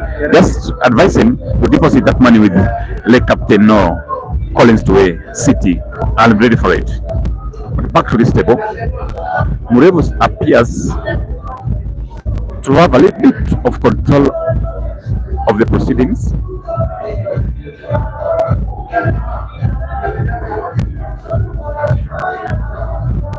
Picked on the red balls. Wow. Underplay, a little bit underplay, but I think it's still okay. Still okay, actually. Still okay. Should have brought the white ball a little bit up the table, but I think it's still okay. Because if you put the red ball in the center, it will disrupt a bit of this other red ball, and it'll be like an easy finish for him. Because all those balls are finishable. All those balls are finishable. Yes. Now he's having fun. This is, I think, Mrefu at the moment is having fun on the table. He's enjoying his game. He's having a lot of fun.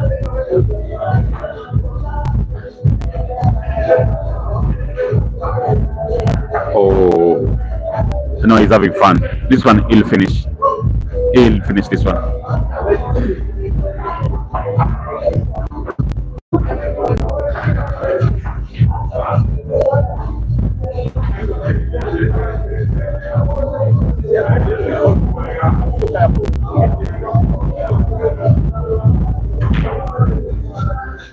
Wow, just next to us here, Jose Musosia just checked in. Remember, he's playing tomorrow? He's playing He's playing Noah. Just behind us here. Noah is practicing, and Musosia actually just sitting down. I don't know what is. It's a lot of money played out there. If I was him, I would be practicing, I think. But here he is. I think he's calm, collected. All right, and ready. Oh, I'm Mrefu. Oh, he just made a mistake there. He just made a blunder. He's overrun the ball. Mrefu, what do you think? Musosi, sorry, what do you think? This game is two top players on form, but one has won 2 consecutive tournaments, and he's on song, but he's facing a very good young lad who's on form of his life in the form of Evans Kiprotich. And Mrefu is pulling away with this. He opens up a 6-game gap, and it's not looking good for Vance. He has to start racking up frames, otherwise Mrefu is threatening to do a whitewash here. But all in all, we all know Vance. He's resilient. He can make a comeback, and if he's to make a comeback, he must start doing it now, because Mrefu is winning frame by frame and threatening to walk away with this and early. But let's wait and see. These are two good players, equally good, but things are not happening for Vance tonight. But let's wait and see. It's not yet over until it's over. Podge.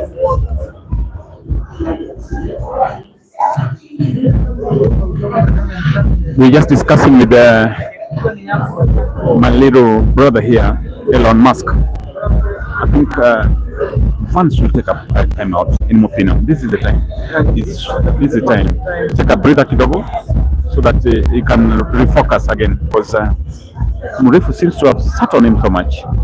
What do you think, Elon Musk? I think Mrefu has his game going. He's I think Vance needs to disrupt his momentum a little bit, take a timeout, go and also compose himself, and come back a bit fresh. But the more he's going into trying to get the fight on, I think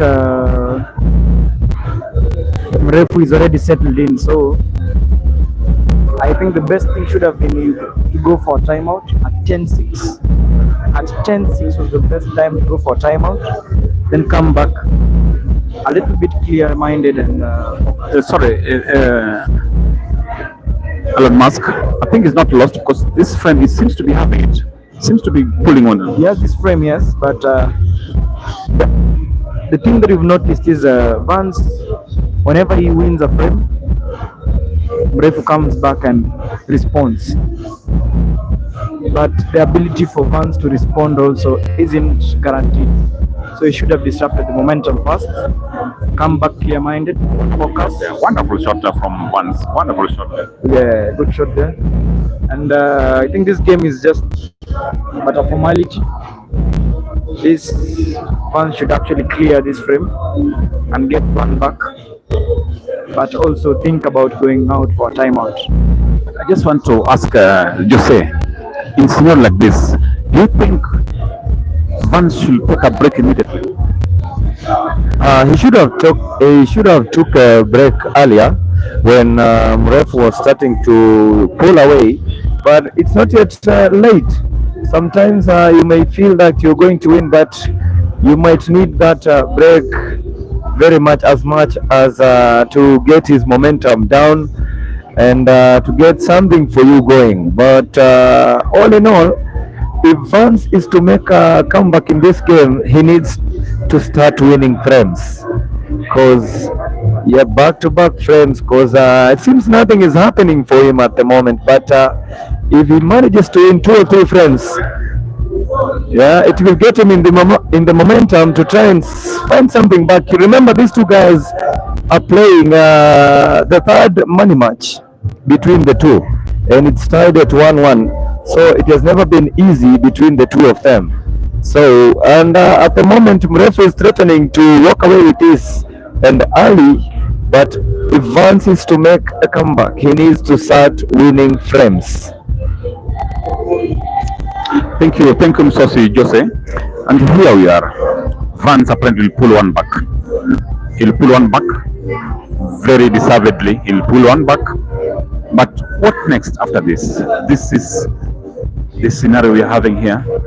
He's up against a dangerous Mrefu who is determined. So he has to take. Yeah, he's not taking the break. He's not taking the break. Elon Musk. Wow. Right now, it's a 5-frame gap, and for Vance to stand a chance, I think he needs to win for every frame Mrefu wins. Vance needs 3 frames. 3 frames for every frame, such that the game could get to a decider, and Vance pulls away with it. But for now, we haven't seen that from Vance, and we are hoping to see some kind of comeback from Vance. So therefore on the break, and very dangerous break. And that is where also Vance has been lucky. If it goes for yellow, it's finishable. It's actually finishable. Look at the yellows. Yeah, the yellows are clearable. And that, as I said earlier, things haven't been happening for Vance on the break. He's made so many fouls on the break. He's failed to secure the opening ball on the break. So let's see how Mrefu is going to execute this frame. Mrefu decides to go for the yellows. Look a bit easy. So let's see how he's going to go about this frame.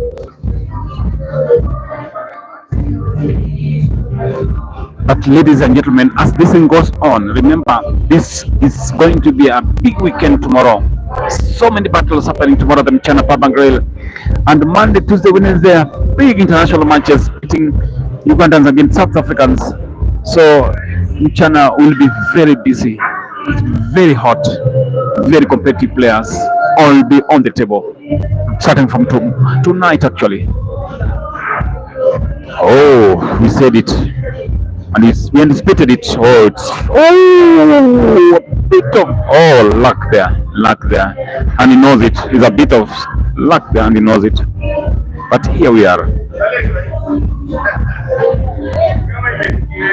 Mrefu, Aka Jackson with a chance to go 13, moving towards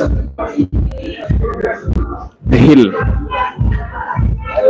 as Vance trail 6, 7. Vance 7, Jackson Mrefu 12.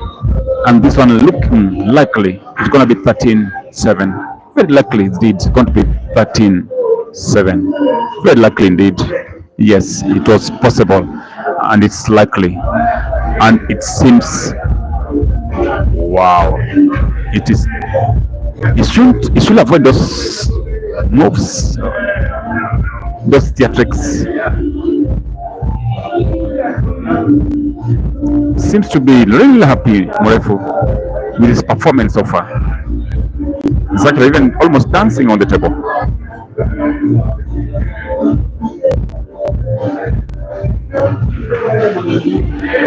Wow, and those are the consequences.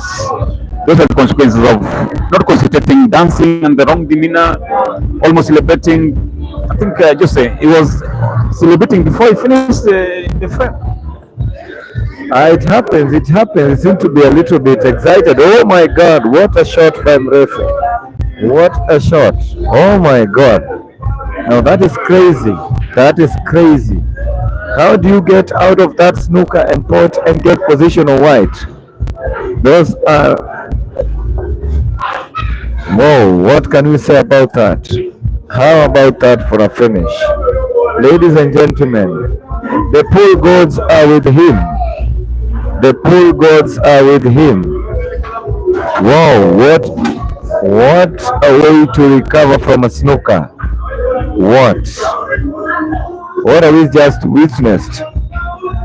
Whoa. I don't understand what you're watching anymore. But that is Mrefu for you. He's shooting well. Everything's going his way. And he's 2 frames away from victory. If Vance is to win this, he needs to win 8 frames. If Mrefu is to win this, he only needs 2 frames. It is Jackson 13 and Evans Kiprotich 7. It's a dry break from Vance. Everything seems to be going wrong, ladies and gentlemen.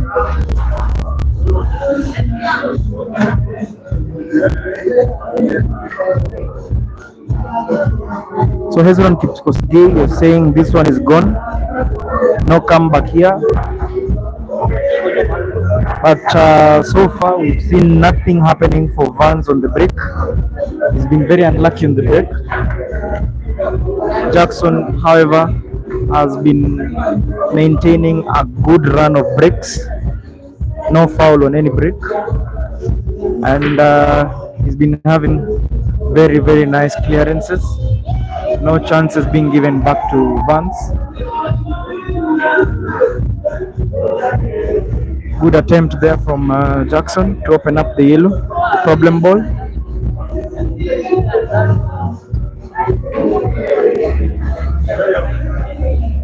Vite saying hiyo imeenda. Let's see how it goes. It's not over until it's over.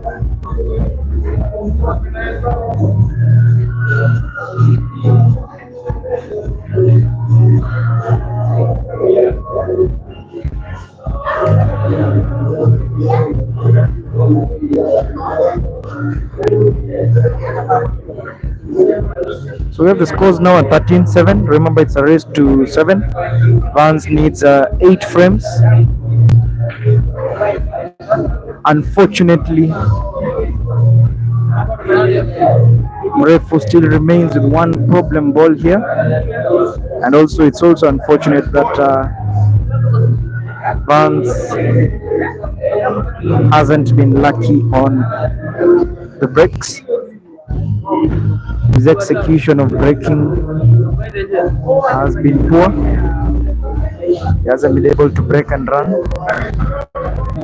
Benny Sotieno, you're saying Mrefu is shooting well and he's lucky. That's the same thing we've been talking about. Vance has had so many dry brakes, foul brakes, which have been a plus to Mrefu. Mrefu, however, fails to execute this frame. Chance now for Vance to make something out of it. Chance for Vance to make something out of this one.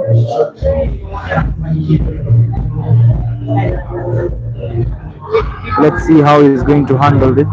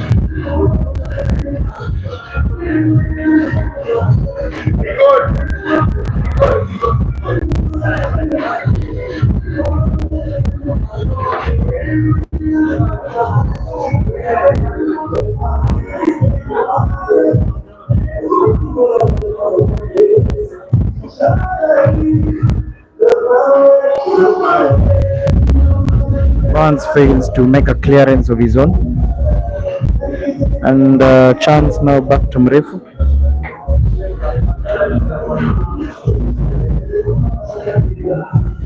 Faite, you're saying Fahad knows the weight and the strength of Mrefu.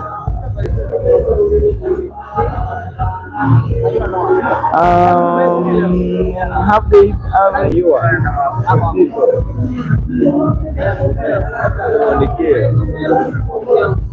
I haven't actually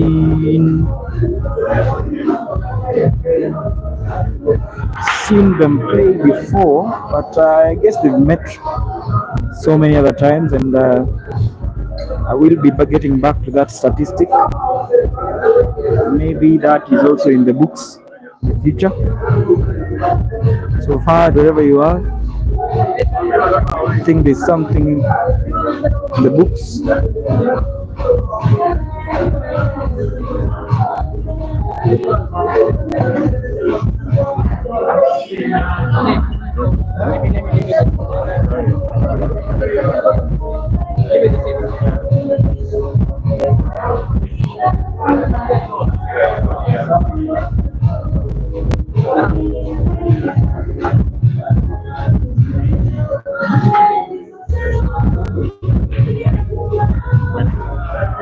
So, Jackson Mrefu makes a clearance and gets himself on the hill. Score now at 14-7. This is actually not quite what we expected, is it, Paul? No, this one was quite unexpected indeed, and we say this game probably most of the times is 60% mental, 40% other fundamentals. So, and apparently, Mrefu was here 2 hours to the starting line and he was practicing, he was checking on the tables, and Vance just arrived 20 minutes to the starting. 30 minutes, and I think that one, if you look at from a perspective of a professional pool player, I remember there's a time in a big match in the 90s, Strickland versus FM Reyes. It's a big money match. Big money match. It's one of the biggest matches ever played in the world. And apparently that eve of the match, Strickland came early and was checking the table, practicing, and FM Reyes was playing chess. And trust me, that day, that night, Strickland beat Reyes because of a few gaps in Reyes' game. So I think professionally, like this, you need to come early, check out the games, confirm your shots, so that everything goes right. Because the mistake Vance have done tonight is unbelievable. You played Vance so many times. Those mistakes, they're unlike Vance. Very unlike Vance. And as you mentioned before, the game needs a lot of discipline. And the fact that Mrefu was here 2 hours before the game means that he was in business, came prepared, and he knew what he was getting into. So mentally, he was more prepared already than small brother Vance. So today is Mrefu's day, and he is day to day on the hill. Just on that note, same with me. I've left this place around 5 a.m. in the morning. I slept until around 2 o'clock in the afternoon. I was just called. Your game is starting in the 1 hour. So by the time I was rushing, and then I against Ishmael, I could not make it. I just fumbled. So I think discipline is the key. Discipline is the key.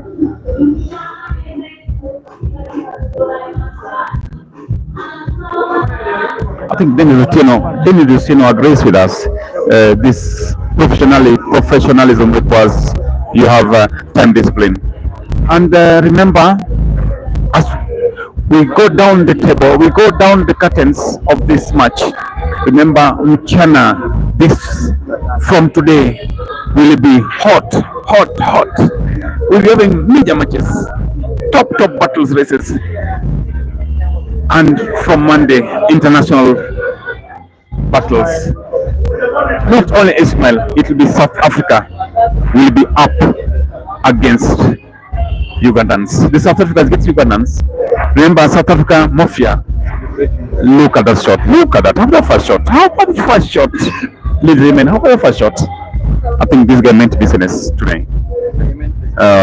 Congratulations. Yes. Mrefu in advance. Congratulations. He deserves to win. He deserves to win. Congratulations.